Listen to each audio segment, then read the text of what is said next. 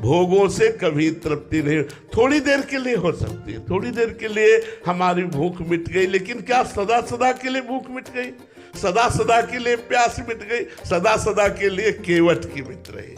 सदा सदा के लिए इन संतों की मिट रही जो भगवान के चरणों का आश्रय लिए? सदा सदा के लिए उन गृहस्थों की मिट रही जो नाम जप कर रहे, अपने कर्तव्य का पालन कर रहे, धर्म से चल रहे? उनका हृदय सदा सदा के लिए वैरागी बनता चला जा रहा है। नहीं चाहिए मुझे भगवान, किसी और कुछ नहीं चाहिए, नहीं तो कभी तृप्ति नहीं होती। जो भी वैरागी होते हैं भर्तरी शतक जरूर पढ़ते हैं। भर्तरी जी के शतक वैराग्य के बहुत जोर के हैं। कैसे वैराग्य हुआ जानते हो? तृप्त हो के नहीं, अतृप्त हो करके। महाराज भर्तरी जी ने, चक्रवर्ती सम्राट थे, मन को खोजा, मन की बात कि ये क्या चाहता है।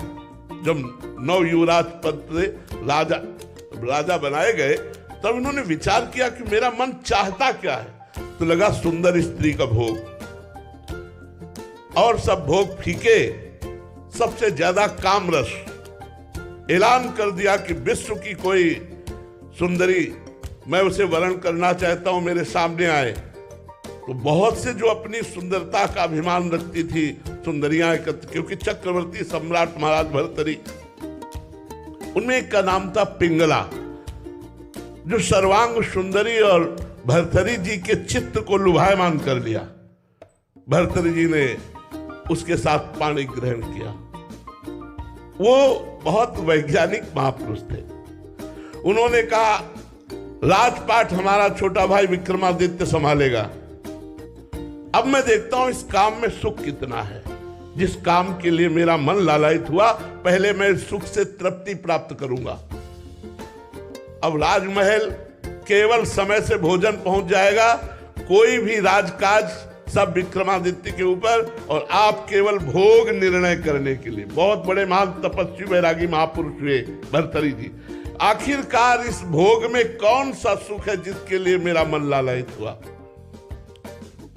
बहुत वर्ष व्यतीत होते गए, लेकिन समय नहीं पता चला। पिंगला एक दिन अपने महल के पार्श्व की तरफ देखा, एक हष्ट पुष्ट जवान घोड़ों की रखवाली करवा रहा था। कोई मालिश कर रहा है, कोई कुछ कर, उसे अश्वपाल कहते हैं। देखा और जम गया। पिंगला ने दासी को भेजा, अश्वपाल से कौन मिलना चाहती।